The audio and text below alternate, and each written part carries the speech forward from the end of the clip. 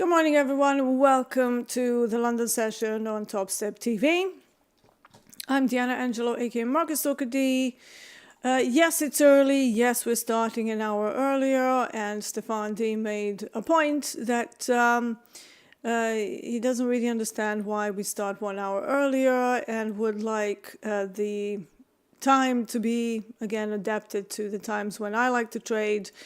Because apparently there's not that many people from the US. So I want to know, just to start out the stream, how many people are in the UK/EU versus how many are in the US. So that will give us an idea of whether we should be aiming to adjust the daylight savings timings for the London session and any other session that that we have for the actual audience, right?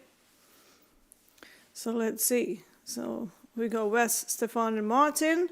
That's UK/EU. Okay, Asia. Again, Australasia. You know, if anyone's from Australia and Asia, that will probably still fall under the rest of the world. Dan is US, okay.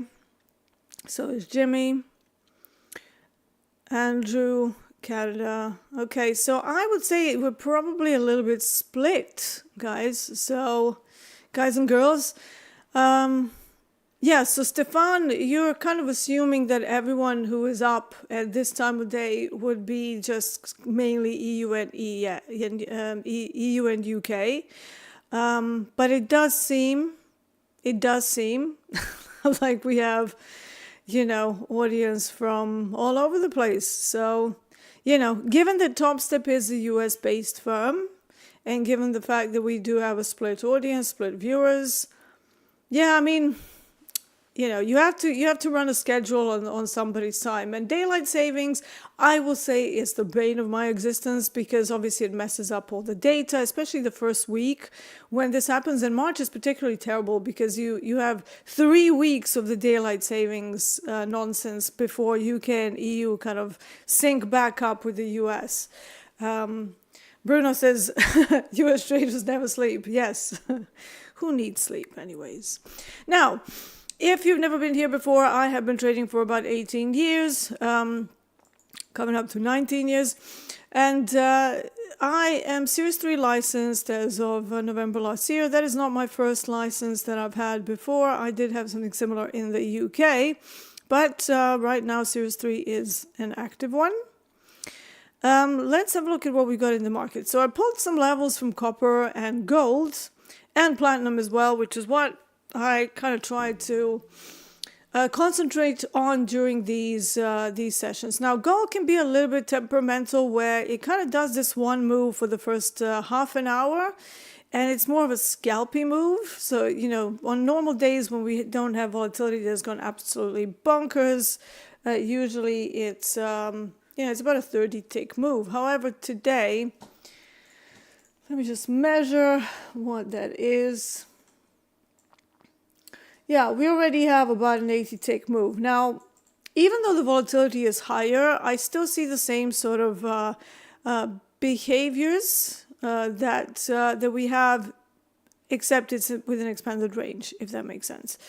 So what typically happens to gold is that it does this one move for around about this time of the day. So it's half an hour into the London session, so since we're starting an hour earlier.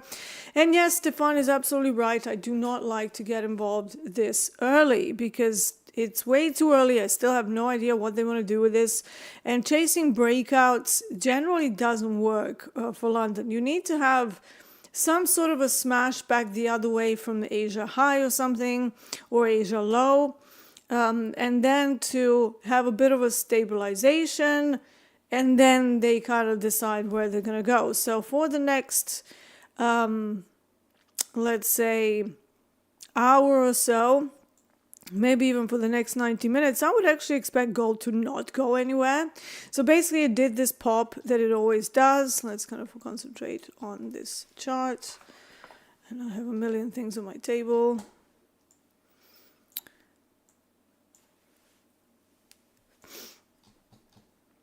Let's make that even bigger, because we're not old. It's coming into some supplies that I can see to the left of the chart, but let's start from the big time frames, as I always like to do. What's going on the weekly chart? Absolutely nothing, or as UK peeps would say, F all, but we're going to keep it PG.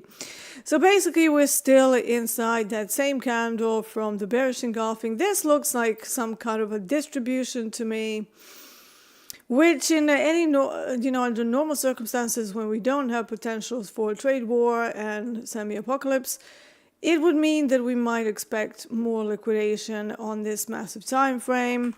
The daily chart, however, doesn't quite respond to the same idea, because we've been remarkably resilient in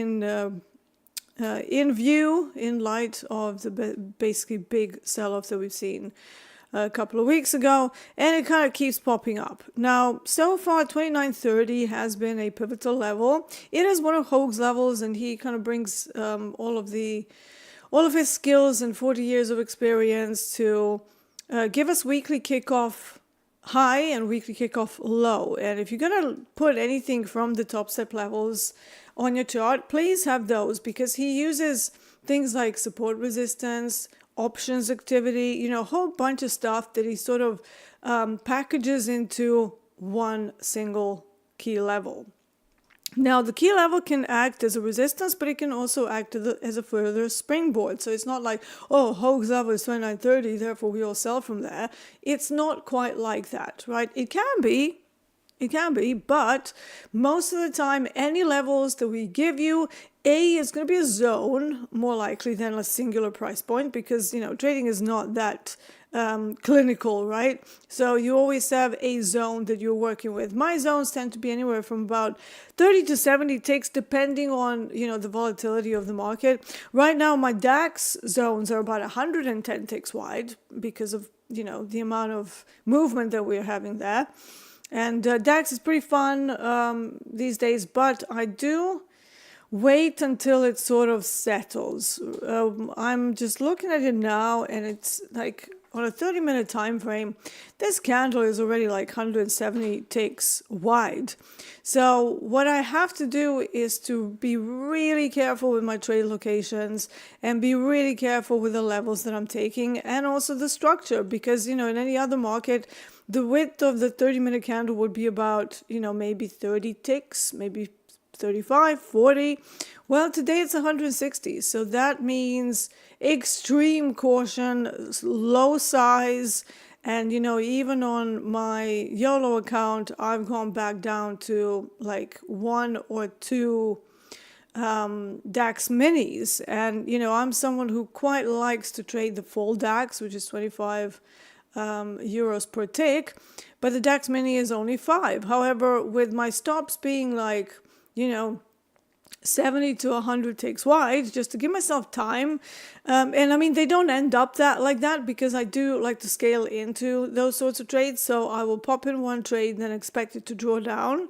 And then there's ways to minimize the stop loss to make it a little bit more palatable with scale-ins, but it has to be done on lower size. So if I were to start with one full FDAX, which is like 25 a tick, and then go to, add second one, add third one, that's a hell of a lot of risk, because usually my risk on a single trade would be around 875 on that particular account. But if you are looking, and that's on 35 tick stops, but if you're looking at 110 tick stop, I mean, I'd be risking $8,000 per trade. That's ludicrous. It's not like it's got like 113k in it. This is too much risk for that account. So because of that, I would I've scaled down. So I've scaled down to 1, 2, and 3 DAX minis. So I'm still in with like 3 max size, but it's like, 5 euros a tick per contract rather than 25. So, expanded stops always means that you need to, account for that in your overall risk model. And I know that many of you are like, risk model, what is that? Risk model is your overall approach. It's basically a combination of your risk reward accuracy, your trade locations, your targets, all of that, where you scale in, where you scale out, all of that, whichever parameter you change, and those are all parameters, it will be like so impactful on your results and you won't know why.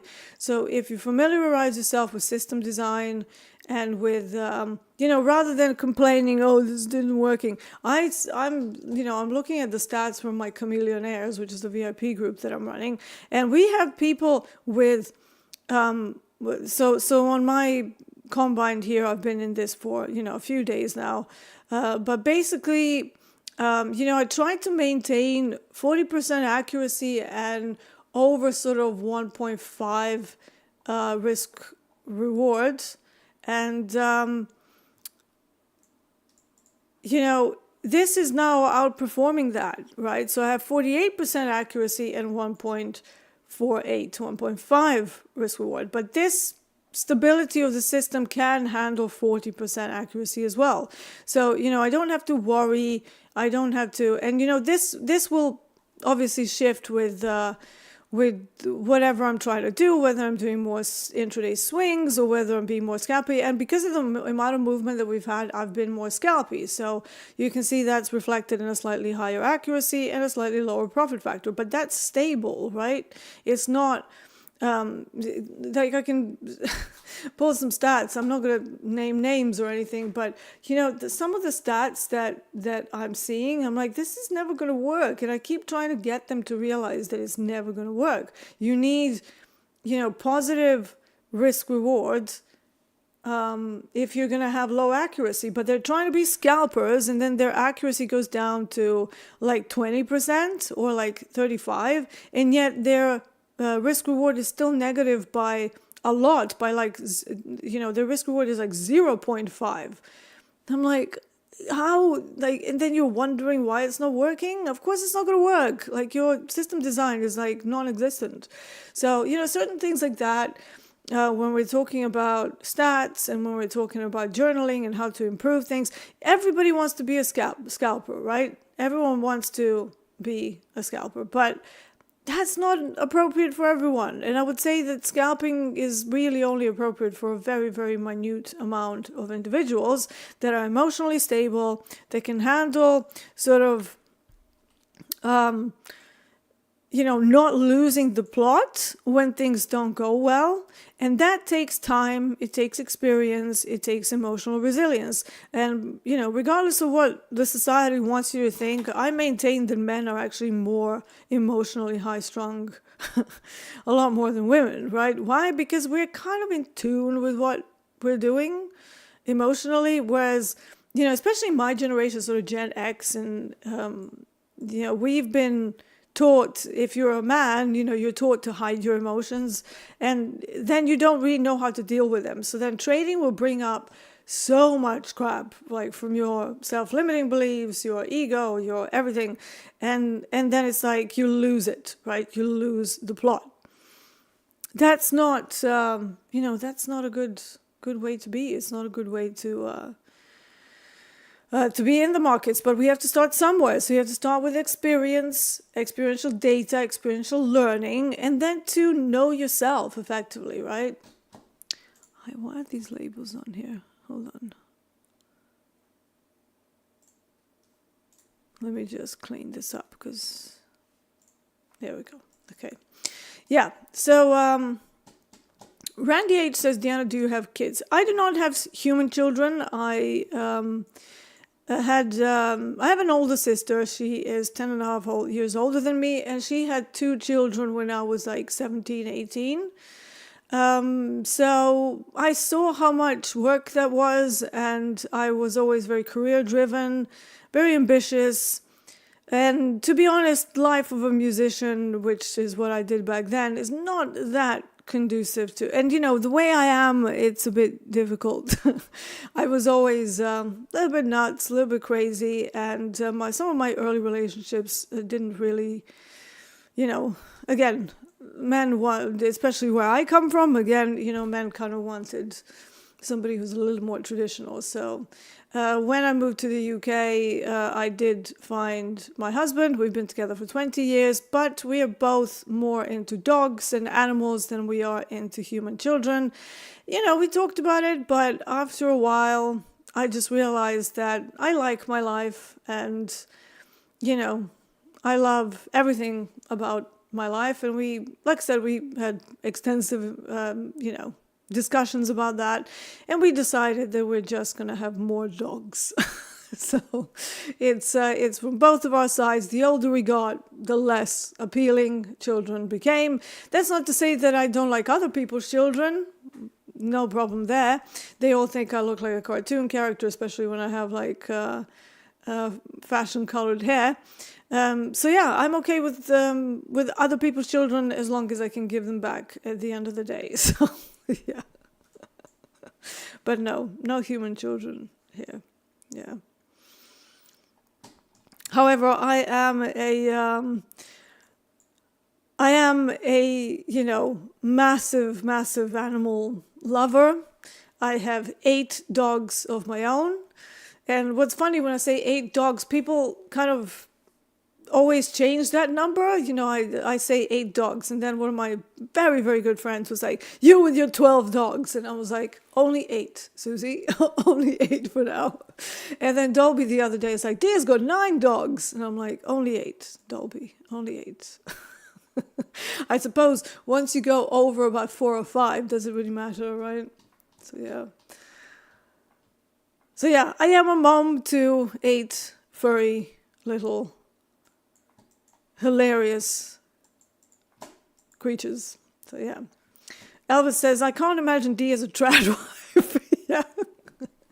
Yeah, that wouldn't work. I mean, trad wife, it's so weird to me to like kind of age in this new sort of, because obviously I still look much younger than my actual age. So people kind of confuse me for Gen Z, whatever it is right now, Gen Z, however you want to say it. So I'm like, no, I'm actually old, And then I see these new labels for something that was like perfectly normal when I was growing up. Like, for example, I grew up in Belgrade in former Yugoslavia. And, there was no such thing as trad wife. It was just like, yeah, she's a housewife, that's like what women do. It wasn't anything like, oh, you have to like label yourself as some trad wife.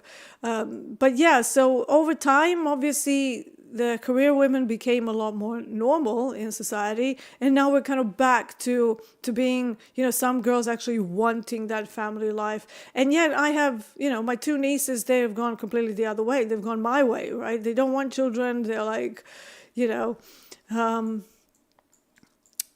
like really against any sort of family life. One of them is a digital artist, and she's like, that's what I want to do. And the other one is a merchant. She's like, I want to run shops and I want to be this and that. So it's quite funny how society has changed. It's a very interesting social experiment, though. But yeah.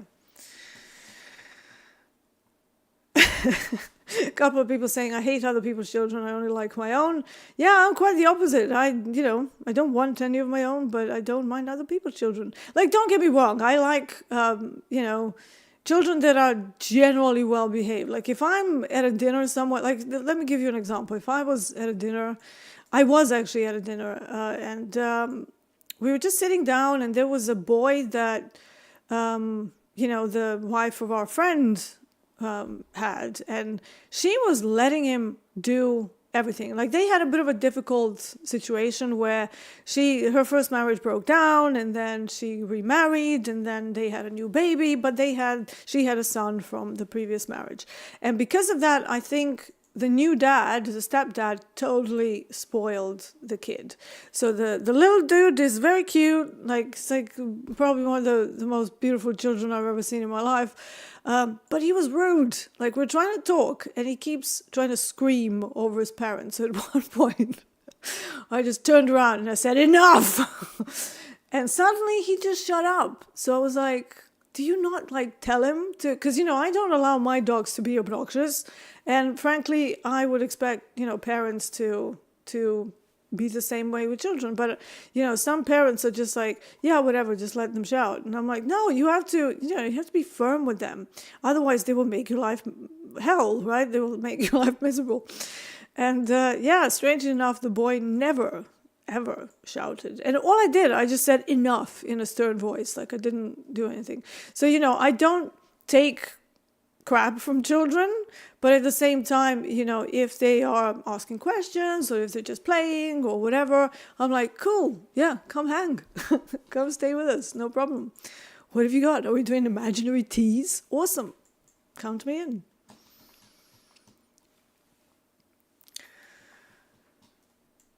All right, Randy H is like, you must reproduce and replicate. No, you don't, actually. You must live and you must die. Everything else is optional, okay? What is it? Death and taxes. That's the only thing certain in life. All right, let's see what the markets are doing. Enough about children and all of that. So copper. Let's have a look at copper. I think copper is in an interesting situation here. We're kind of in the middle of the swing, but I do feel that there is scope for further movement, maybe up to some higher levels. Like I said yesterday, I was bullish on metals like in the long run, but if the market is not telling me that on that particular day, I will obviously flip the hypothesis, because I never come to trade with a bias. I'm like, I have an idea of what will happen, but then I will typically have 2 hypers for longs and 2 hypers for shorts, just in case that, I see, let's say, a value acceptance or rejection of value, or, something that doesn't agree with a larger time frame. And we kind of have that situation now. We open inside value. We're showing some strength. We're above VWAP. Yesterday I was short copper. So the profit that is in this account mainly came from copper. And then I also did a couple of scalps on NQ after market. So sometimes I like to trade NQ right after the market closes, because it's like a little bit quieter and it's not as bonkers as it normally is during the regular trading hours. And then I do a couple of scalps there, so it's a bit nuts, but and probably not what Mick would like, because Mick has been with Topstep. Mick, the risk manager, has been with Topstep for a long time. And one of the things that he says is like, oh yeah, when it's the end of the day, you probably shouldn't be doing any trades. But actually some of my trades that are scalpy, they will be exactly at that time of day, right? Just before we finish, we're into MOC, and then afterwards you have the 10 minutes to trade. That's the time that I would pop in an NQ trade. Otherwise, stay away from the thing. I hate the thing. So yeah. Jerome D, good morning. Jerome, I'm going to see if Tim can arrange for us to have you on maybe next week, because I know this week is a little bit tricky for everybody. Best DJ in town says, Deeyana, do you still visit Belgrade? Yes, I go every sort of 6-7 weeks. My mom still lives there. Unfortunately, we lost my dad about 3-4 years ago, in January 2021, exactly when my pups were born. So she's a bit lonely. She's 77, but she doesn't look it. She's she probably has better posture than I do, actually. And you would think that she's much, much younger by the way she talks, by the way she behaves, walks, everything. So yes, I still very much enjoy going there. Because of the current situation with the dogs and, me moving house and stuff, I haven't been able to go since end of January, so I'm kind of due to go there. And sometimes you will see me do streams from there. If you've been here long enough, you will see me do the call in from Belgrade, and she has a pretty big house there, and I usually stay at the top part of the house. It's completely separate. My mom is like a little bit independent, I would think that if I come for like 3-4 days, she'd be like, yeah, let's spend time, and we do, during the day. But then at some point, I would be sitting downstairs with her, we're kind of chatting and stuff and everything, and she goes, all right, good night. I'm like, okay. And then, she's like, do you want something to eat? And I'm like, well, yeah, I mean, I'll take a couple of things, I suppose. And then I take whatever I want to take. And, the entrance to the top part is from the outside. So they have like completely two separate units. So I, I go outside and then she just locks the door. I'm like, okay, Mom, see you tomorrow then. Jesus. But yeah, so she's got a very independent streak, and I think that's where I got it from as well. Like I'm not somebody who's afraid to be alone, and but it's quite it's quite interesting how you kind of take on characteristics of your of your parents. Best DJ in town says, I lived in Belgrade for 6 years and loved it. I mean, look, Belgrade is a beautiful city, right? It's great. The problem that I had there is that we had wars back then, right? We're talking like 1990s. Yeah, Dee is old. Get over it. So I was born in 1980, for those of you who are kind of maybe more new to me and have been following me for many years. And basically, so for the first kind of decade of my life was fine. And then the 90s with the civil wars and, everything, it was always very difficult to sort of focus on anything else that isn't the potential that you will be losing a home due to a war, that you will have to flee your country. There was always this like tension in the air because, there was a civil war going on in Bosnia and Croatia. And then we're like, where is that coming here? What is going on? So just from like the regular person point of view, who was very young at the time, it did cause a lot of stress. Yeah. So, and then finally we had the NATO bombing in 1999. Now that was very traumatic for me. One of my musician friends had to go to the army. He never came back. There was the bombing of the television building where I used to work. We used to go there to do shows and stuff. So it was, and it was like right next to this place where we had residency at the time. Like it was very, very stressful, right? So after a while, me having a background of my family being very connected to London, my sister was born here, my parents used to live here. And at the end of the day, I was like, I just can't do it anymore. I just want peace. And it's probably what made me, on a positive side, it's probably what made me very, very resilient emotionally, to the point that some people think I'm a psychopath or something. But I'm not. I just have a much higher threshold of what should elicit an emotional reaction, right?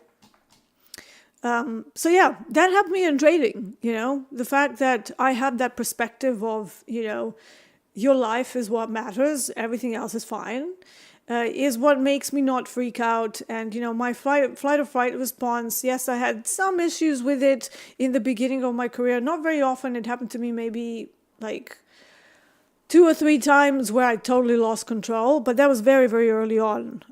Since then, I've obviously found out why it happens and took measures to prevent it from happening further. But yeah, that's a little bit about my life. So anyways, let's have a look at this copper. We had a full rotation through the value area, even though we opened inside value and then decided to go through it. So, copper is showing strength. Now, copper is one of those markets that is very directional. Once it figures out which way it wants to go, it typically stays like that for the entire day. So you can get some pullbacks and stuff, But generally, it is not something that turns around and has big intraday reversals anyway. We do have some call resistance coming up at 470. So if we manage to kind of, maybe get a pullback there, I would like to at some point catch it on the long side today. We did have the multi-week POC bounce. Now, let me see if I can make that so that it matches mine. Yeah, okay, here we go. So this is what mine is also saying on my other platform, where it's just like anchored to the to 4 weeks, prior 4 weeks. And we bounce from it, right? This is where the weekly POC versus the developing POC from the TPO profile are completely two different measures. They both measure the widest point of the profile, but the weekly POC from the volume profile is kind of like its own demand or supply area. Whenever you see it, it's definitely going to cause trouble. Whereas when you see it intraday, it's a good target. Even the previous day POC, it's a good target, but generally it tends to be not such a great starting point, if that makes sense. It's a good thing to know where it is, but I wouldn't, I stay away from POCs intraday. Let's put it that way. But when it comes to the volume multi-week profile, they basically build so much volume in and around that area that it's very difficult to break it. So it can be a turning point, and we've arrived there, we bounce from it. I mean, very, very orderly, right? So if I was someone trading Asia, and if I was awake at like 5 a.m. this morning, which I wasn't, this would have been a good sort of Asia setup to take. But in light of me missing out on that trading location, I will need to wait for another one. I'm not someone who chases. That's why I'm known as a market stalker, because I sit and I wait for my levels, and I can wait. I can wait until the cows come home, right? And if the level is not there, I don't care what it's doing. I really don't. I'm just like, no level, no trade. No level, no trade. And that's why you will see me spend a lot of time looking for those really good trading locations so that I can run my intraday swing trades. I see people who ask about, how do you run the intraday swings? Well, your trade location has to be absolutely spot on. If you're more scalper, you rely on momentum to account for the slightly poorer choice of a trade location, right? But swing trades are all about the good trade location, because that is the only thing that will make them last for like 2, 3, 4, 5 hours.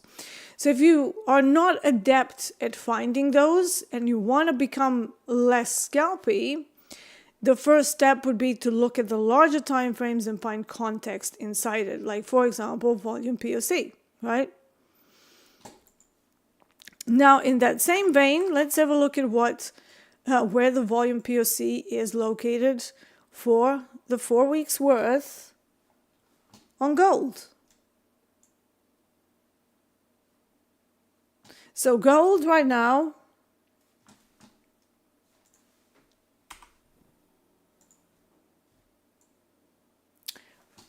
let me just anchor it to exactly how it is.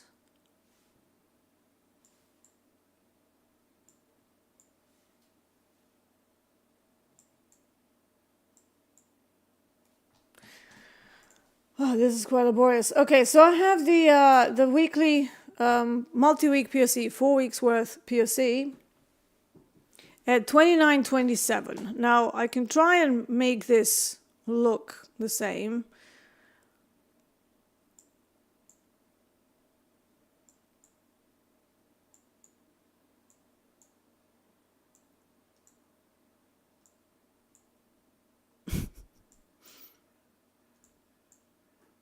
Okay, this is enough. It's kind of similar, right? So basically, I'm looking at 29.27 all the way up to 29.40 as a rough area where I want to see some more selling. So effectively, higher up into this most recent supply on the daily chart. So I'm going to pop in a rectangle there. It's a new rectangle. So that is where I would expect to see some more selling. If I don't, then this is another range on the daily chart on gold. Okay. So yeah. Sally says, hey, how is NQ doing? I have no idea. I haven't looked at it today. I can tell you how ES is doing because I look at that for DAX.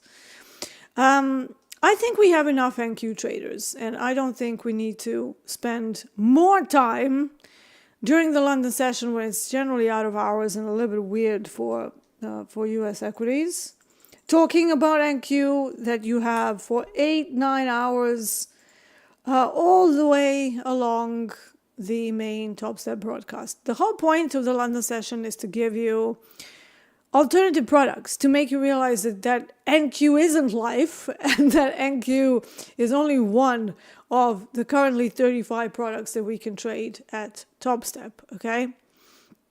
So I'm not going to be focusing on NQ. I'm sorry. I hate the thing. I'm not an NQ trader.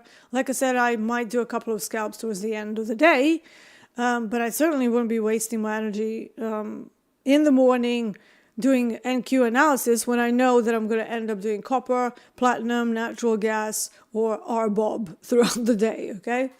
So let's just move on from NQ.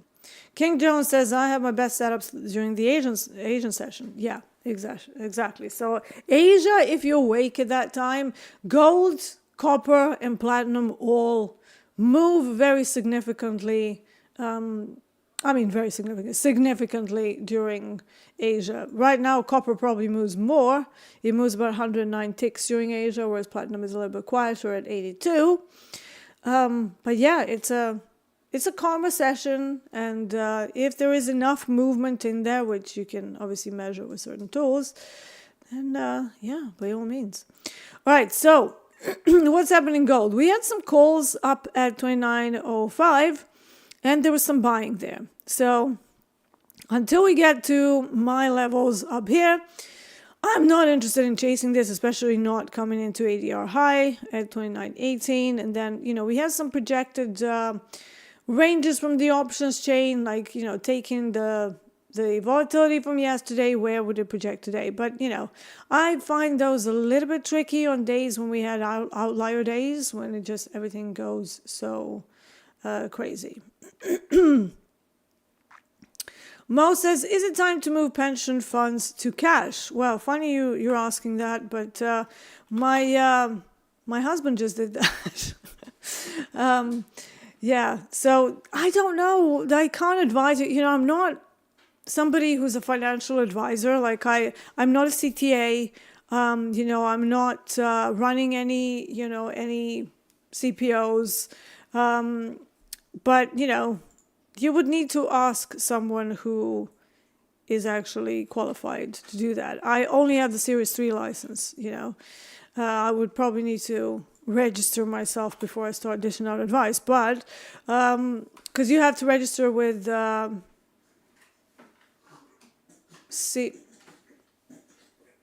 of my dogs is trying to be sick. What's going on, Bernard?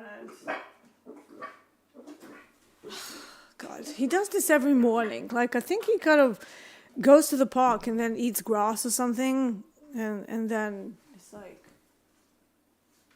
and then he just likes to do a chunder right in the middle of the stream. It's like, dude, you okay? You right, Bernie? I do apologize. Poor boy. Yeah, so, pension funds and stuff. What am I looking for? I'm looking for ES. Yeah, you would have to get somebody who's actually qualified. But we have talk of trade wars and stuff. It is never particularly comfortable.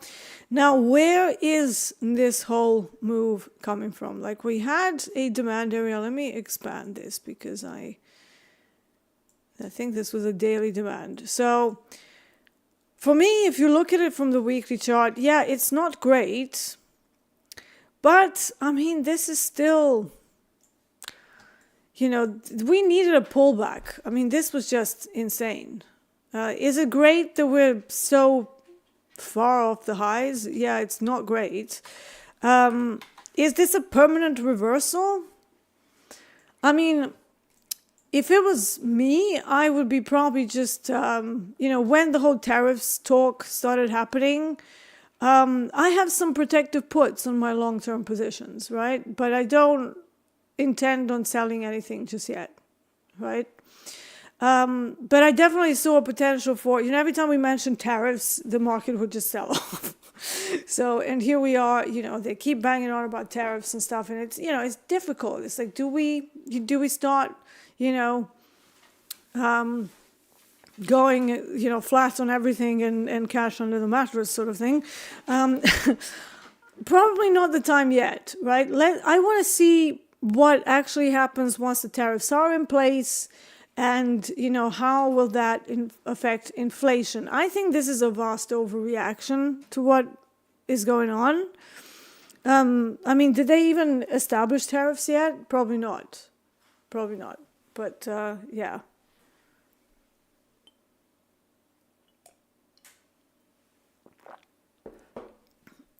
Nick, it's not...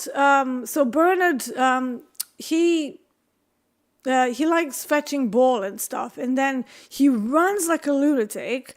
And it's been like cold weather and stuff, so I haven't been taking out the water bottle with me. So he tries to eat grass because he's thirsty, and I try and stop him, but dogs.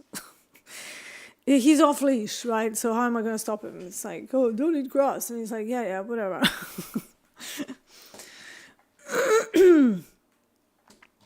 Yeah, ChatGPT is qualified. Be careful with ChatGPT. ChatGPT is nothing more than aggregation of the available things from Google and the likes, but it's presented to you via natural language processing, making it look like it actually knows what it's talking about. So, all right, so core resistance was reactive. Look at that.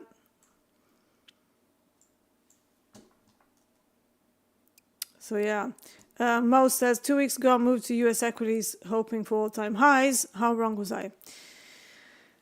Yeah, this is the problem with buying at all-time highs. Whenever I'm buying stocks and shares and stuff, I look for, because I'm not really in favor of dividend payments, because you need a lot of money in order to keep reinvesting the dividends all the time, in order for it to start generating any meaningful income. So I prefer to purchase stocks that have had like a big sell-off or something, and then they settle down. That's when I buy them. So I bought some when COVID happened, and I still hold things like Palantir and stuff from like $9, which is insane, because I thought, maybe 50 is okay, right? As like, a price where I might take it. But it's, it's gone up to all-time highs over 100. So, I'm in a very good spot with quite a few of the stocks that I do own. So I'm not like, freaking out or anything. Obviously, if everything goes into liquidation for 2 months and stuff, I'm going to start thinking of closing. But for now, this is just like, meh, sell off. We needed it, right? So I want to see how these tariffs affect inflation once they are in force. I'm not looking to do anything until that happens.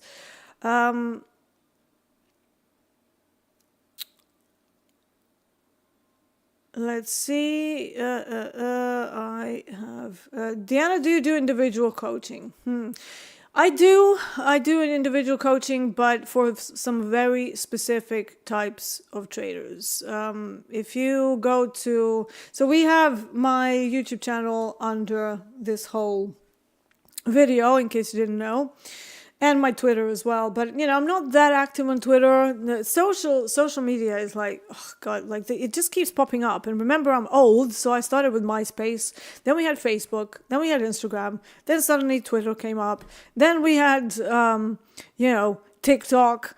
And like a whole bunch of weird little things, and I'm just like, God, it never ends. It's just a stop. Can we stop with the social media? So at the moment, like in the last sort of 18 months, I've kind of gone through a bit of like social media saturation. And there was a time when I was posting really actively, both on my Instagram or my YouTube. We even had a TikTok for the market stalkers purposes. And yes, I do individual coaching, but it is for a very specific type of trader, and I keep that super small. I used to have more people there. Sully, is this a recorded show? No, it's not a recorded show. This is live. So hello, Sully. Hi. But yeah, so and they do record it, so you can watch it after I'm done with my presentation. But right now, we are live, and it is 9:16 a.m. in the morning in London. So, yeah. The top says, can you get call and GEX lines on ES2? Yes! ES actually has 53% of all of the volume now coming from 0DTE options. So, yes, they are very, very important. I can look at today's options. Now, I'm using SPX today because we've gone up a little bit too much during Asia, and that means we're going to lose the options from end of day, which is what I usually do. So I've dragged out the SPX intraday options for the morning, and we have the high volume level from the 0DT options in SPX at roughly 56.40, right? So we can put that in here.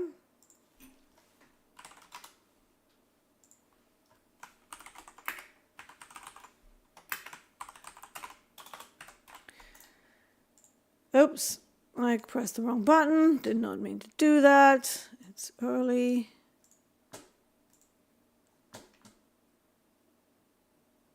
Did I already move this? Let's do that again.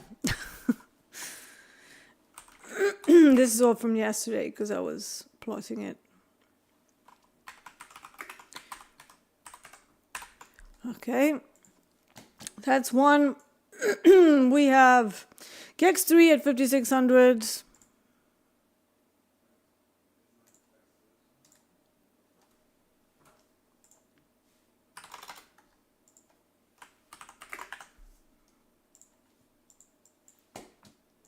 That is the daily chart, so obviously it's quite high up. Looking at the entire structure. And I will explain what the implications of this are. So 55.50. 55.50.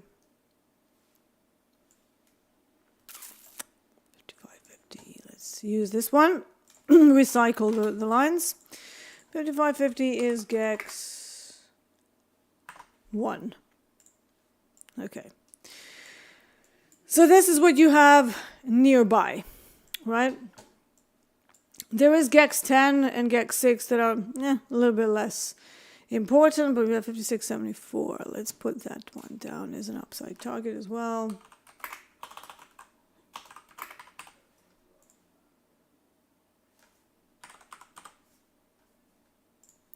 Now, these levels are converted from SPX. You do have outright ES options levels as well, but like I said, they are a little bit sketchy. However, actually, let's move this here because I'm just looking at some bigger time frames. The outright ES level, so this is like SPX, but ES actually does have some former puts at 5,700. So maybe we can see some more more selling around there. Apart from that, we kind of overshot the rest of the areas. So So yeah, interesting. Yeah, so we have some upside as a corrective move in ES, but obviously everything is down to the regular trading hours. They might see this this correction overnight as, oh, brilliant, we can sell some more. Lovely. So it's one of those tricky things where you have to have hypos for both sides. We've seen liquidation after liquidation after liquidation, and then late in the day we would see a turnaround, and that's exactly what we saw last night. So here it is. You know, sell off, sell off, sell off, sell off, smash through all the levels, smash through all the levels, smash through everything. Oh look, power hour. Yeah, let's just smash through more stops, grab liquidity, and just go whoosh.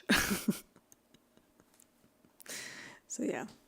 All right, let's have a look at more questions. And also, in about 8 minutes, I might want to do a copper long. Actually, let me try a copper long, because, you know. Wow, 4-tick spread, that is not good. Okay, that's fine. I'm going to widen my stop by the size of the tick, by the size of the spread, because that's a little bit sizable. Just to account for that. And then taking 70 ticks. There we go. All right. So let's see what copper wants to do. Whether they want to hang above initial balance or not. But yeah. Let's have a look. Yannick says, hi, please, I made 180 at Topstep after my payout. Is it considered a profit day or not? Not for the purposes of the next payout, right? So you need to, unless you've had 30 days of over $200 for the account that you're trading. So the same account, if you had 30 days of over 200, you can do daily payouts and there's nothing more for you to achieve, right? You don't have to do more over 200 days. There are no limits. So it's kind of like a gated payout system, but it's probably the least gated payout out of all of them. Because sometimes they're like, oh, you can do, let me just clear my throat because this is getting ridiculous.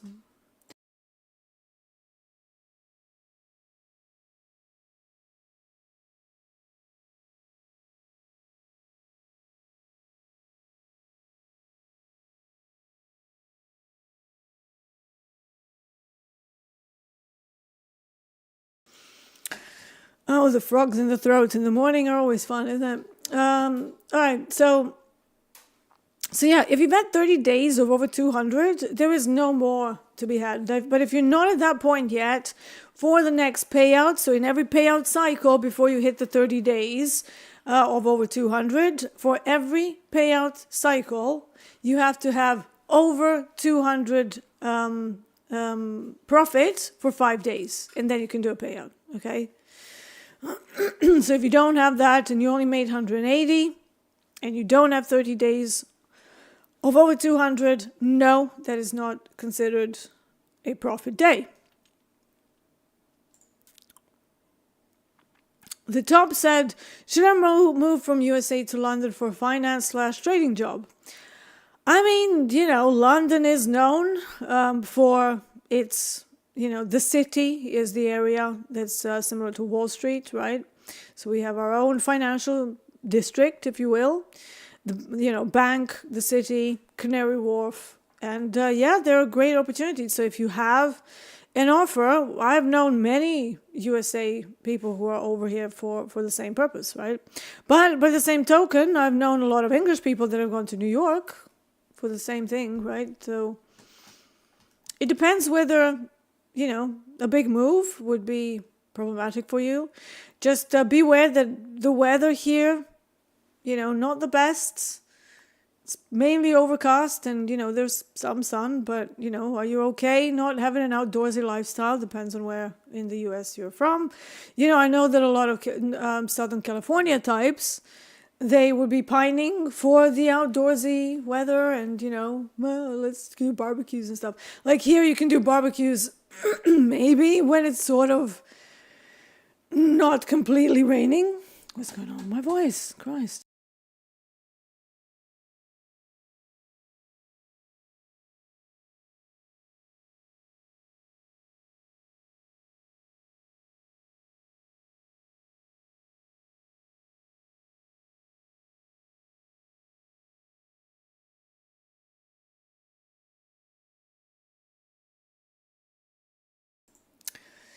Oh God, my throat is causing me a lot of trouble this morning. I don't know why. Oh God. Okay, where were we? Yeah, moving from US to London for a city job. Yeah, so it just depends whether you will be okay with, crappy London weather, layering your clothes, making sure that you're ready for summer, but also for complete blizzard, because sometimes in the same day you can have all of that happening in London. So yeah, and it depends whether, you have family, how big of a move are we talking? Are you going to uproot everything and everyone?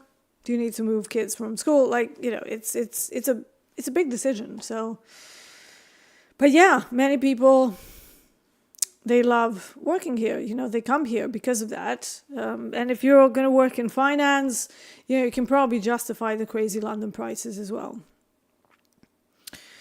Stomp Hunter says, "Good morning, Dee. Is Bob about is Bob about to reverse? I don't know. Is our Bob about to reverse to the downside? And do you use fibs? I personally don't use fibs, but I do use something that is simpler than fibs, which for me is called Q points. It's my concept, very similar to fibs, except I don't look at 67.2 or whatever the numbers are. So I look at top quartile, bottom quartile, and the middle, but generally for some different purposes. Sometimes I will use the mid of the swing on a very low time frame to get in. Other times I will be using it just on large time frames to filter out the supply and demand zones that are not at the swing extremes. Okay, so it kind of makes it a little bit easier, and that is called Q points. I came up with them, gosh, I don't know, 16 years ago, long time ago. Many of our market stalkers use those, and they find them very good for reversals. But let's have a look at our Bob. What is our Robert doing? For those of you who don't know what our Bob is, it is gasoline futures. Is it about to reverse? I mean,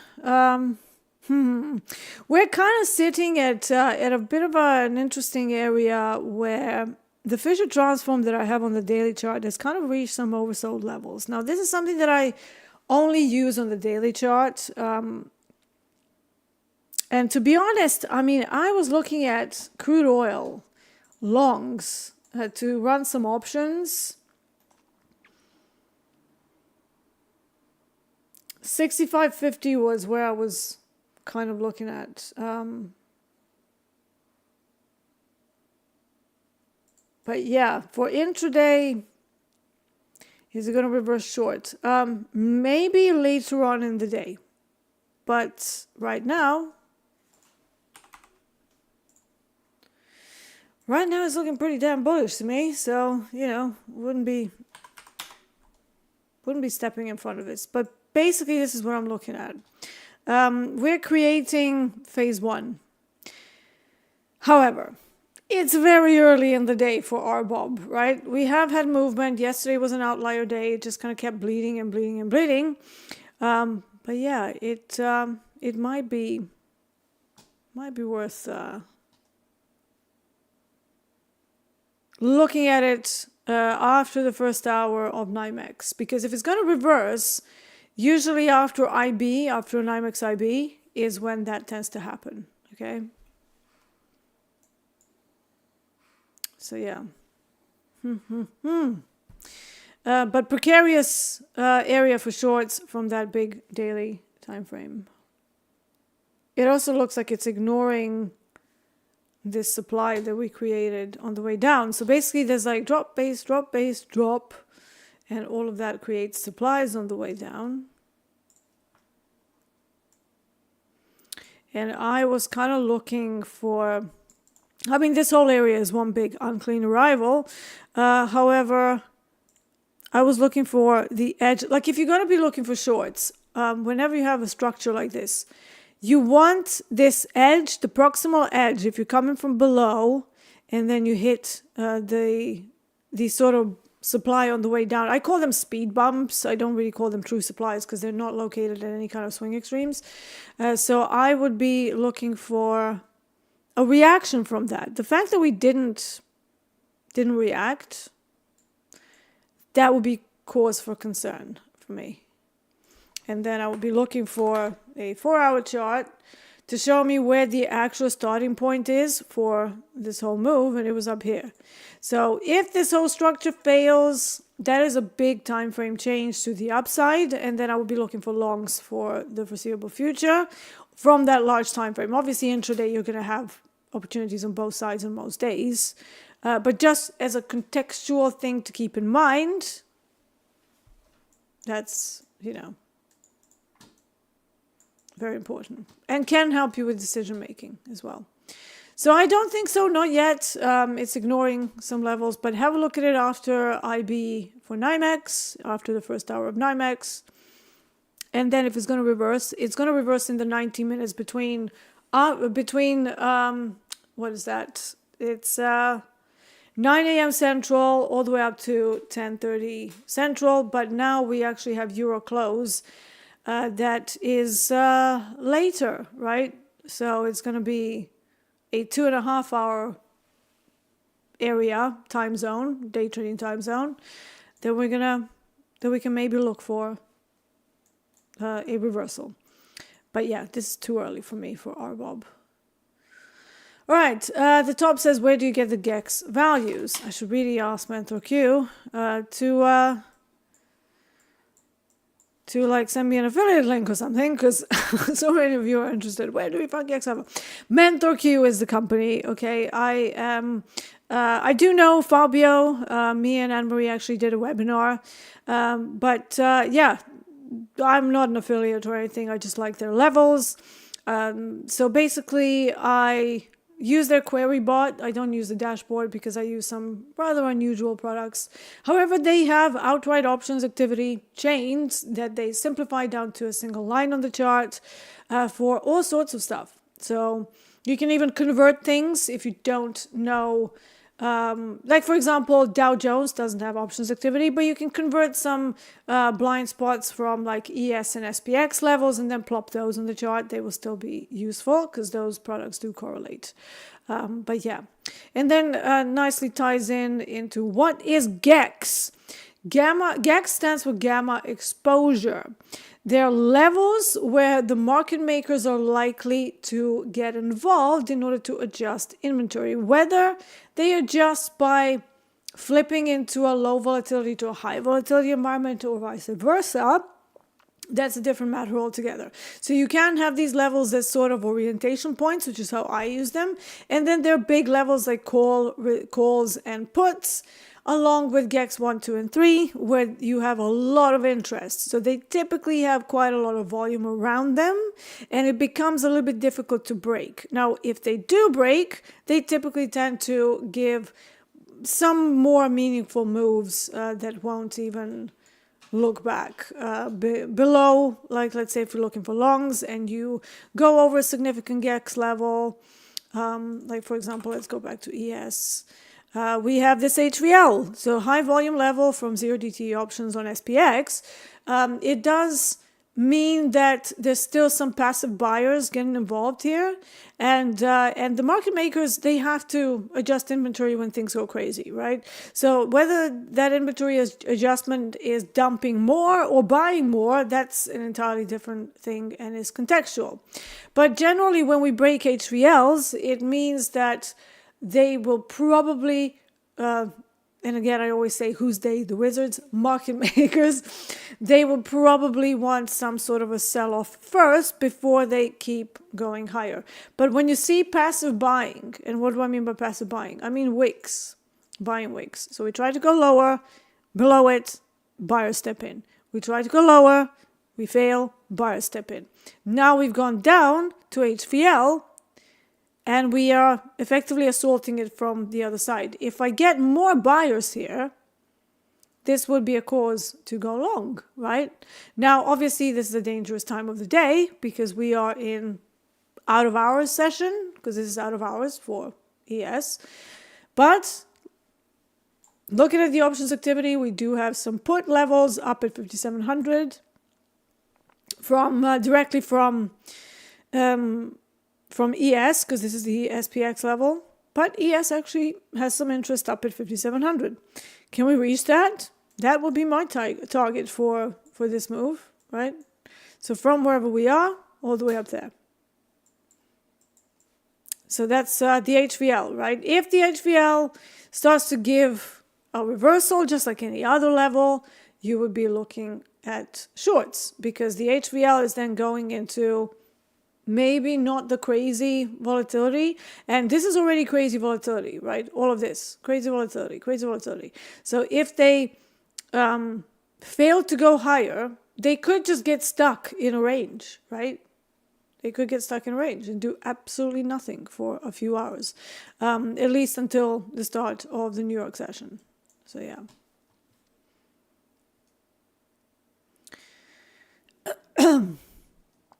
Skylar says, why does the options market have big impact on the futures markets? It's because of all of the degens trading 0DTEs now. So basically, in and around COVID, when everybody was bored, sitting at home, doing nothing, everybody suddenly became a day trader. And what did they start doing? They started doing options 0 day to expiry. That's what 0DTE stands for, right? So they were basically plopping an option on the day of expiry and then run that. As that became more and more popular, even though it's a very dangerous game to play, we started seeing the options volume increasing intraday. It has gotten to a point where 53% of ES volume for the day, for all of the movement, comes from 0DTE options. So if you asked me 5-6 years ago, Dee, should I use the option chain? I would say, well, yes, but only for certain times of day. So for example, in my methodology, I've always had this thing about the Forex options, right? Because we have something called the NY cut. And for my products, they're Forex linked. So you have the gold linked to Australian dollar. You have RBOB and crude oil linked to Canadian dollar. So naturally around about that time, if you have big options expiring, they can act as a magnet.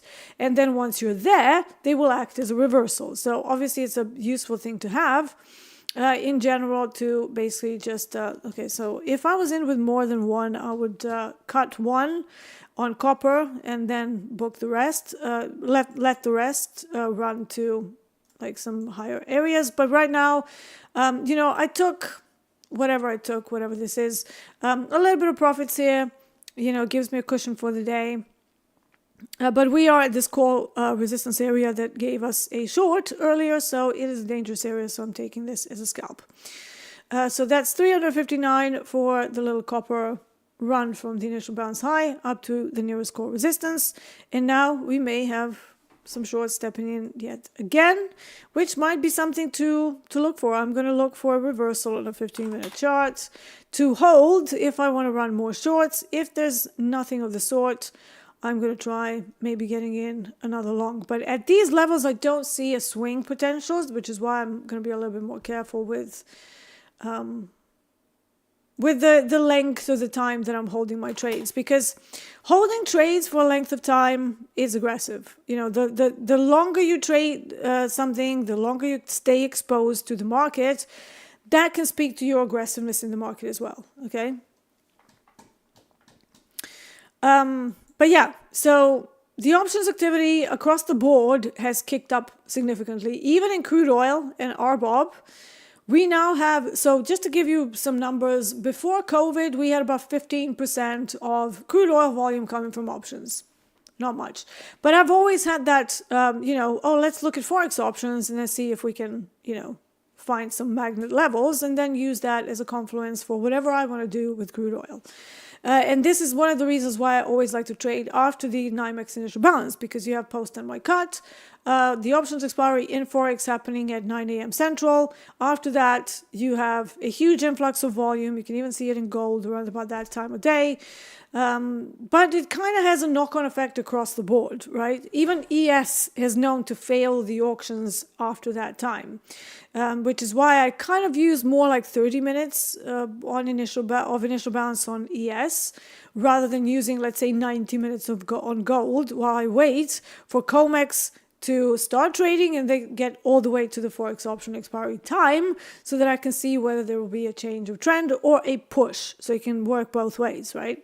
It's not always a sell-off. Sometimes it's a push. But in crude oil, sell-off after the initial balance has been a trade, or even longs. But, most of my crude oil trades, if I go back long enough, they will be shorts, because crude oil has a short bias in general. Kind of like equities have a long bias, crude oil has a short bias, right? It's kind of the same thing.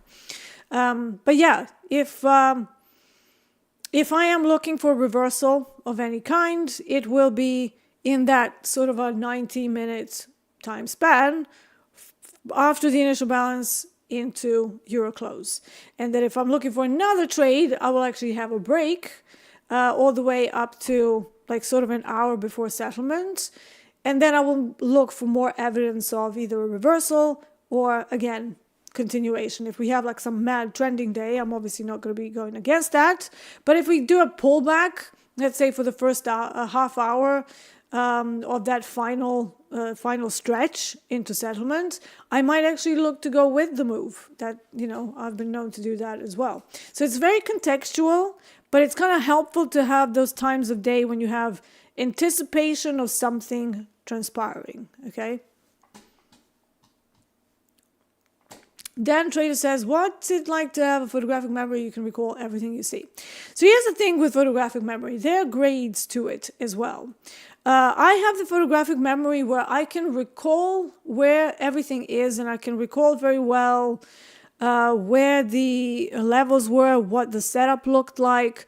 Even if we're talking like years, somebody tells me, hey, Dee, you were doing a trade on your live stream for 4 years ago during COVID and blah, blah, blah, and you had this particular setup. I generally can pretty well recall what that looked like. But there are people that have an extra layer of photographic memory, which is basically you give them, a picture and you say, okay, I can tell you what's on the picture, right? That's what I remember. But these people, they can actually tell you what's missing. So if you give them another one, then take both away and they go, what is the difference between the two? They can actually say, oh, you're missing this, you're missing that. So I don't have that level of photographic memory.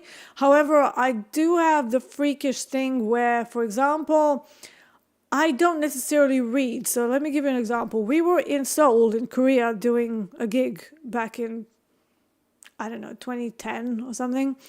We walked into a coffee shop where they had obviously names of coffees and stuff. They had, native language and then English underneath it. And we literally just walked in and I looked at it, found what I wanted, because there's this like matching thing that happens with photographic memory. If you're looking for something, you match it.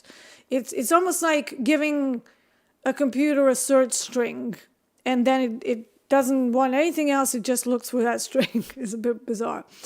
And we walked in and after a minute, I just looked at the board and I said, okay, I'm going to have that. And they were like, what? Like, how did you know? Like, what's happening? And I said, oh, no, I was just looking for, whatever I was looking for. I don't remember. It was like some kind of a sandwich or something. And I said, I saw it. They said, we've been here for a minute. How could you possibly read through the entire menu? And I said, oh, I didn't read it. I just I just saw it. And the DJ that was with me, he was like, what do you mean you just saw it? Like, you have to read it first. And I'm like, yeah, it's not how my brain works. And then also when we were going to Vietnam, so we were doing like an Asia tour or whatever. And we were given stamps in our passports, right? And it was a very particular sort of elaborate stamp. Now, we were supposed to show it yet again to our host to make sure that everything's like, papers and stuff. So the musician that I was with couldn't quite find it in the passport. And as he was like flipping through his passport right next to me, I saw it and I stopped him. I just basically put my hand over his passport and he was like, what the fuck? Like, how did you do that? And that's the pattern matching thing that people with photographic memory generally have really well. However, there's a higher level to that, as always, right? And I don't have the highest level. I have the one slightly below. But it does help. I mean, it does help. It means that I don't have to necessarily do screenshots and stuff. And, even though I like doing them when I was first doing stuff. But here's another thing. When I'm looking for a setup, I have an idea in my head of what that should look like, right? So there are definite benefits. But there's also annoying things where you can't forget things. Right, copper's popped. Damn it. Is this news? This looks newsy. Citi next to downgrade their outlook on U.S. stocks. And that is causing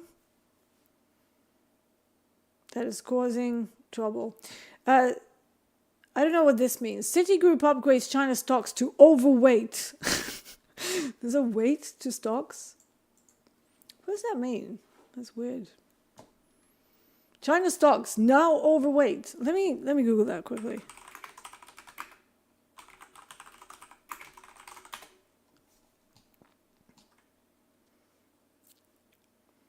Right. It's just another way of saying, here we go, we're learning something new today. Overweight ratings on stocks are just another way of saying that analysts expect the stock to perform better or to decline less than the market average. Hence, overweight stocks have the potential to help a portfolio achieve better returns on overall. Right. China companies in my portfolio going. Okay. Interesting. Yeah.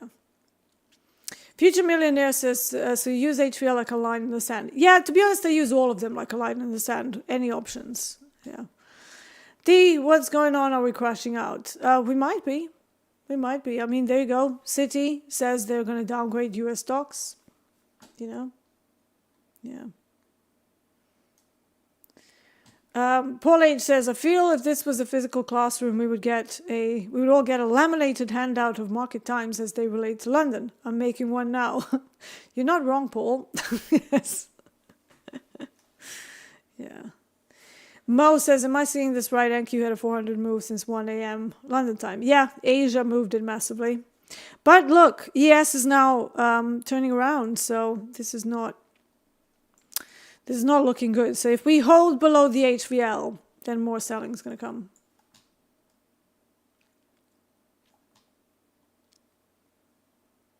Chad Farmer says, is D autistic? No, but I do have a high IQ. So last time, like obviously your IQ goes up and down, but mine tends to be floating between 138 up to about 144. So I'm not like some kind of a math whiz, but it is high enough to make me a little bit of an oddity when I'm interacting with other people. So I can seem very cold when people first meet me. I don't really talk much because I don't feel I need to. And I know that my job is to talk here. However, if you meet me in social situations, there's a whole bunch of people in the room, I'm perfectly comfortable just standing there on my own with a drink. But what tends to happen to me is that usually somebody is going to come up to me and start talking. And then we start the conversation by, oh, so what do you do? And I say, oh, I'm a commodities trader. Oh, so what does that entail? And then I go into, it's a lot of data science and, looking at odds and probabilities and statistics between different options levels. And then I lose them. So that's been my issue for most of my life. I start talking about my interests and they're all like, just looking at me. Okay, cool story, bro. So yeah. Gigi says, yeah, so I'm not autistic at the least. Like, no, I'm quite the opposite, right? I'm very present. I have no problems with focus. I have no problems with anything. Social interactions, like I said, are difficult for me because I don't know what to talk about. So I kind of resort to asking questions. That's my way of coping with it. Do I find social situations a bit awkward? Yes, but that's not autism. That's just like, and I might be on the spectrum for psychopathy than I am for autism, because of my early experiences with like wars and stuff. But again, I was tested, and apparently I'm on the cusp, like still normal, but kind of upper normal extreme. But yeah, not autistic. No. I feel for people who are, because I know that comes with. I actually have a very good friend who has ADHD, and he's older. He's 63 now, I think Paolo is, and he has struggled with reading a book all of his life. He can't get through a book because his focus is just not there, and that obviously affects everything in your life, and it's a big problem. But yeah. Someone wanted to know. Sometimes I wear glasses, sometimes I don't. Yeah, that's because I'm in my 40s, and I find that when I'm tired, I need reading glasses. I did have a terrible eyesight when I was growing up. It was like -6.5. It was terrible. And it's a result of when I was a baby, I got x-rayed because, again, 1980s in Serbia, a riot. Basically, I was a lively baby, as they described it. They put me to do an x-ray, and they usually put a covering on your eyes. But because I was so lively, apparently, Dee is lively, I took off the covering. And then the nurse didn't notice, so she zapped me. And as a result, in my left eye, I have some damage to the blind spot. Now, when I was younger, that caused a big prescription. So I got sick and tired of it by the time I was 30. So in 2010, I decided to zap my eyes with LASIK, right? And it's been great. It's the best thing that I've ever done. So I didn't need glasses of any kind. My vision was perfect, and it still is for like distance. But what's happening now is that I'm getting to that age where my eye muscle is just generally getting weaker. So I've been needing reading glasses in the last 2-3 years. That's the reason for them. However, not every day. Only when I'm like really tired, or the lights are not bright enough, or they're too bright sometimes. So yeah. Sometimes I'm finding the focus, and also how far away I'm sitting from the screens. That also makes a big difference. And I started doing that thing. When you see like older people who don't have glasses, and they're sort of like trying to read something, and then they're going. I caught myself doing a lot of that because before I used to have to like put it quite close because of my crappy eyesight that was short-sighted, but now I'm effectively long-sighted, so I can see everything very far away. But I try to read something, and I'm like, oh, that's a bit blurry. So that's the reason for the glasses. So yeah.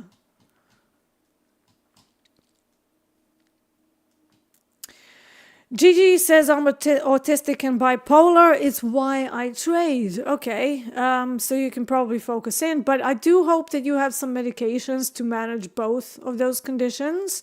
Because if you're not, I can't imagine that being a very comfortable life for anyone around you, And you don't want to be, all alone and stuff. You still want people around you. At least I hope you do. But yeah, I mean, to be honest, talking to somebody like Anne-Marie, because I know she's neurodivergent as well, might be quite useful. So ask her a few questions, how I know that she does use nicotine patches to manage some focus issues. There's some really good studies coming out of, I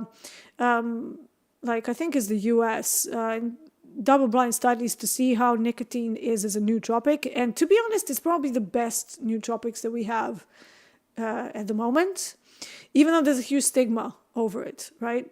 Huge stigma over it. Copper arriving into London, ASR high. But, I already took some money there, so it's fine. Robin Ho 1983 says, I was -6.5 and -7 in my eyes before I had laser eye surgery 12 years ago. Yeah, it's great, isn't it? My feeling when we were driving back, so my husband drove me back from the procedure, and it was fine. They put these like awesome drops in your eyes. You can't feel, you just feel pressure. You don't feel anything, and you see things. And as they was zapping me, I'm like laying there, and everything's blurry. I can't see squat, right? And then the first zap goes in, bzzzt, and it became a little less blurry. And they did like 7 or 8 zaps for me. And by the time that the final zaps were happening, I could see the laser dot. And at first the guy was going, focus on the laser dot. And I'm thinking to myself, what laser dot? I can't see anything. It's so funny. And then, my eyes looked like somebody beat me up for like a week or so. But yeah, I didn't have any side effects. Obviously, your eyes are a bit dry when the drops wear off. So it's like kind of peeling an onion sort of thing. So you tear up a lot. But yeah, I mean, I didn't have any side effects. Everything was brilliant. And yeah, it's awesome. Gigi says, I've taken meds since I was 13. Excellent. Okay, cool. Gigi also says, I vape CBD, 0 THC. Yeah, I mean, I have these like drinks that are called Trip. They have CBD in them that doesn't have THC either. But yeah. Chad Farmer says, nicotine is good for testosterone. Good to know. Don't know how I would use that, but yeah. Yeah, so when we were driving back, this is what I wanted to say. Not only that the laser became very clear, but as we were driving back, there was a bus going the other way. And for the first time since I was like 10 years old, I could see the number of the bus. And I started laughing like a maniac. And my husband was like, what's wrong with you? And I was like, I can see the bus, the number of the bus. Just like, okay, if you're happy. I was like, yeah, man, you have no idea. Like, I couldn't live without glasses and contacts for so long. Freedom for Dee. Yeah, it's brilliant. Yeah, it was blurred, but I could see the number. Yeah, like Robin Ho says. Yeah. All right, did I miss anything? Let's see. What data science do you perform in analysis? So whenever you talk about probabilities, odds of something happening, you have to have a reference point and you have to have an observable event that's happened. Now, there's 2 ways of doing data science, right? You can use a bunch of stats in an Excel spreadsheet and then try to see whether you can sift anything from that. I prefer the visual side of things. So my data science begins with me observing something that happens pretty frequently. For example, post-NY-cut reversal in crude oil. So when I started trading crude oil, I was like, right, I'm going to run a swing. And then I would get smacked in the face trying to run a swing around about the same time over and over. So after about a month of that, I thought to myself, I wonder if there's something to this. It's my cavalier dreaming. And he just said, whoop. So I started looking at the time of day as a level. This is why in some of my YouTube videos, if you go to my channel, I have a little board that says time of day is a level. And that means that at that time of day, you're expecting something to happen. So for example, part of my data analysis is to see how many times that has transpired over the course of X number of days, right? N number of days. So for example, if we go back 3 months, how many times did we reverse for the post-NY-cut in crude oil?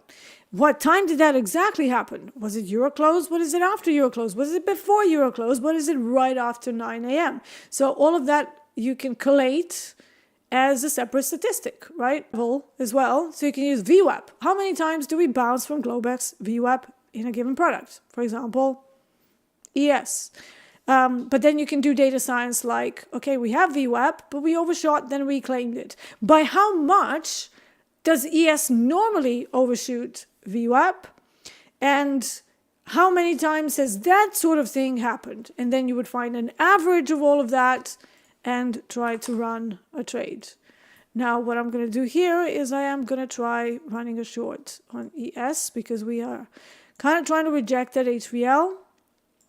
So I'm going to see if I can get a little flush here. What's the time? 10 o'clock. Okay.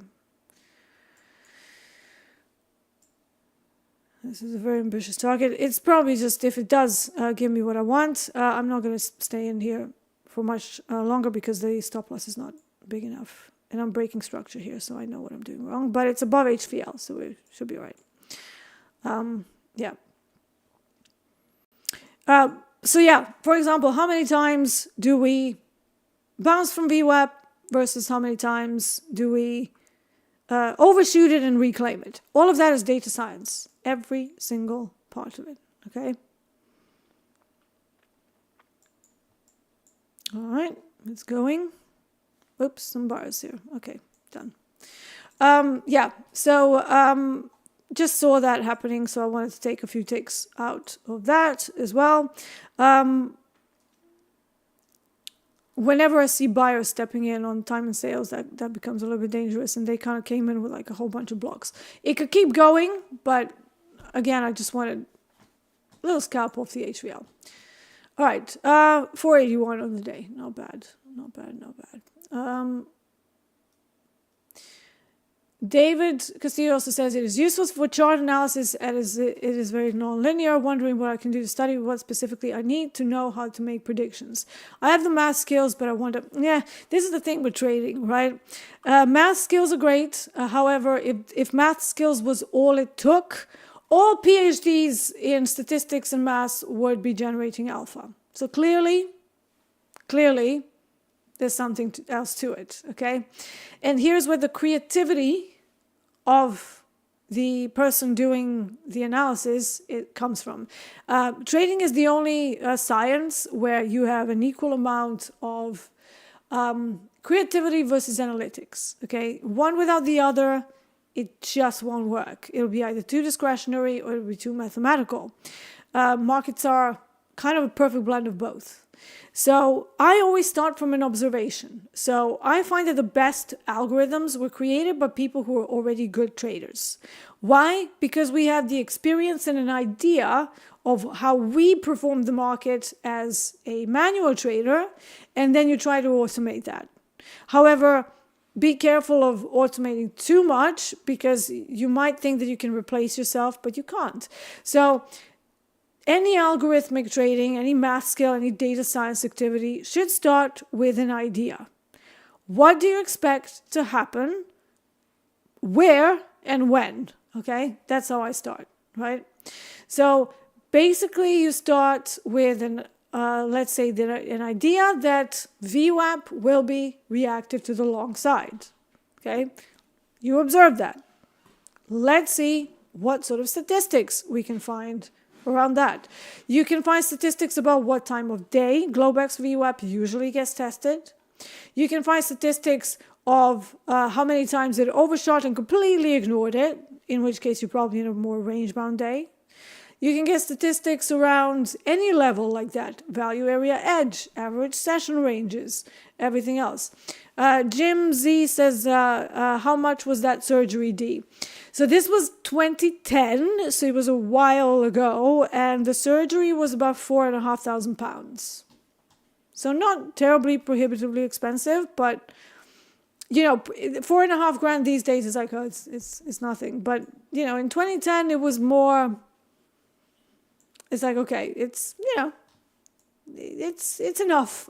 It's enough. Yeah.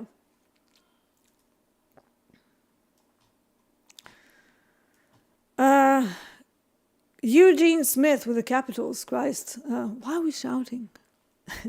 Could also test 56, 34, 30 and 56, 26, 56, like a whole bunch of numbers, okay? Pivot resistance and measure move target using range patterns. Yes. Awesome. You have a plan. I like that. Yeah.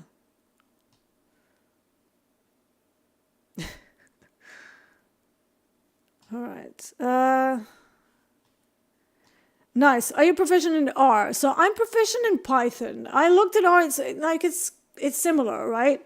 But I quite like the Python libraries because I'm a layman coder. I'm not somebody who's like, yes, I'm the coder and I am the God's gift to to coding. I do have a software team that helps me with things like this. So if I find myself stuck, like I'm pretty good at utilities, right? If you want me to, calculate stats on something, I can easily do that, right? I can code up what we need to be looking at, what time of day, and what needs to happen there, what price pattern. I can do consolidations of time frames into weird time frames. I'm very good with schedules. I'm very good with order checking. So if you write a piece of code, the first thing that you're going to find if you're running an algorithm is that if you haven't written a block that's going to cross-check things, wow, some big buyers stepping in. Did you see that? Like, there was like 280, like crazy. So this is some big buyers stepping in here. I wouldn't be short against them unless I see some shorts that are doing the same thing. But yeah, this is all passive buying happening here still. Buying wicks equals passive buying. Yeah, so if you haven't written a piece of code to effectively cross-check whether you have a trade open or not, and to also cross-check whether, if your stop is hit, to cancel the limit order and vice versa, you will find yourself in a very interesting situation.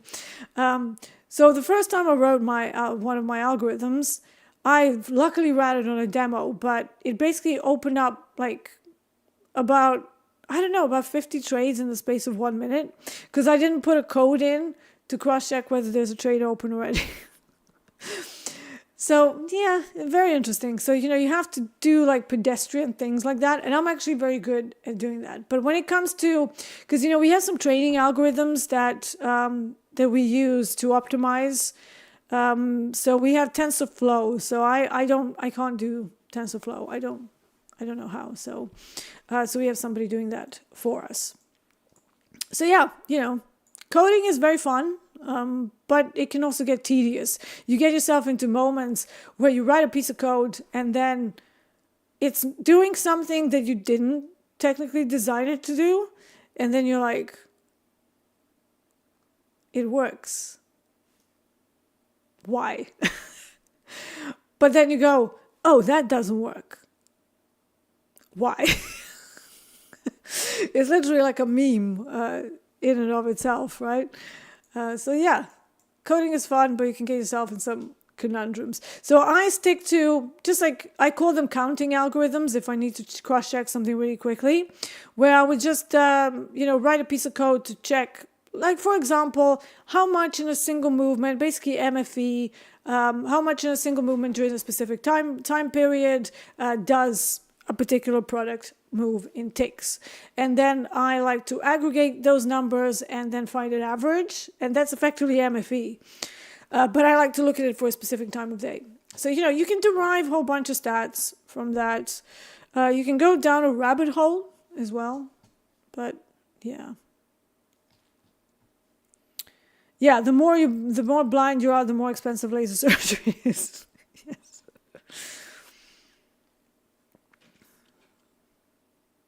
Stefan D says, I did press beyond laser recently. Oh, that's something new.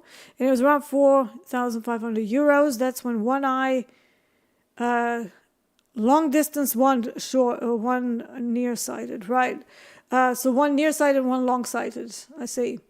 Stefan, because right now, if I'm going to be honest, my left eye is sort of going into the plus, but my right eye is either neutral or sometimes, again, when I'm tired, it goes into a bit of a minus where things get a bit blurry. I know it's not like, I don't like asking people for their age, but are you at an age where, the old people's reading glasses thing can affect you? You don't have to say how old you actually are. But basically, when I inquired about potentially sorting out my reading glasses issue, they told me they can't do it for this particular problem because it's an aging optic nerve muscle that is like sort of getting weaker, and that it would be a different sort of thing. But yeah, Fake bids, 35s. Possibly. We probably have algo bros. No, I don't see any algo bros yet.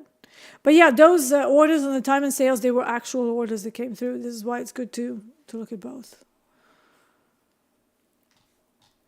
David Castillo says, you design your own algorithm and have your software team help design what you want for them, I guess. So yeah, so I basically throw them out an idea with some basic code, and then I go, okay, now you make it pretty.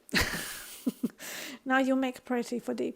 Yeah, basically I tell them, I wanted to do this. I've written the basic code. If you want to plot something on the chart so that if you, in the future, if we're licensing it to someone, you have to do like different parts of code, and then you have to call variables from that. Now, I'm not very good at that. So it's like proper sort of object-oriented programming and all of that. It just goes a little bit over my head. Pointer algorithms and all that. It's like, okay, I get lost very easily there. Like I am nerdy up to a point. I'm more of a geek than a nerd, and then you have like proper nerds that are like really into it. So yeah, and then I go to the team, then we have a meeting, then I say I would like it to do this, do that, and make sure that we are also training the algorithm, because I did the basic machine learning algorithm to find the best numbers. So that's what I put in. But if over time that changes due to the expanded volatility or something, we need to have an algorithm that will read that as well. Now, I can't do that, right? So it's like, it's a team effort, it's, and then also, when you're about to license an algorithm, the people that you're licensing to need to have logs that are telling them what the code is doing. I am terrible at that. No, do not ask Dee to do that. So those parts are all done by my team, and they're all like, we're going to put this, that, and we're going long here, short here. It's all going to be logged, and, put a little bow on it, and then push it into production. All right, guys. So I did a couple of trades here today, just to illustrate a few of the concepts that we were talking about. Did a nice long copper. That might keep going, so I may keep trying long copper upon pullbacks throughout the day. Again, when we get to post NY cut and closer to the euro close, that may change, but, copper is very directional, so be a pinch of salt for reversals on copper. It can just, it can be very unkind to reversals. Governor says, as a neurodivergent data analyst, I do have very high pattern recognition skills and long experience from data science, but my worst enemy is my emotions. Plenty of work there. Yes, it's a common problem. Yeah, we have all the skills, but you're struggling with fight or flight response. Governor, if you can do exercise, if you can do weightlifting in particular before, during, and after you trade, I find that helps to engage or re-engage your prefrontal cortex, so you don't trade from an emotional side of things. Also, if you're doing any Topstep combines, our risk is very tight in these startup accounts, so try to size down, and then the emotions get less. Okay, it's not to say that you still won't be riled up, but if you have some free weights, you do some deadlifts or some sort of like overhead movements and stuff, it's very quick how much you feel your rational side of you coming back when you start incorporating that. So if you're able-bodied, if you can lift weights, I would highly suggest that as a way to disrupt the emotions from any sort of Muppet moments. So yeah. Anyways, I'm going to leave you with that. I think I don't have anything today on the main broadcast, but you will see me tomorrow for another London session. Check out Discord because we have a lot of our lovely coaches in there already. There we go. And if you're looking to hang with us, fill out a casting call form. Doesn't matter where you are in your journey. We can always just hang, do a bit of clickety-click trading on combines, and get to meet you. So thank you for being here with me. I'm Marcus Dee. This was the London session on TopstepTV. I will see you all tomorrow. Take care.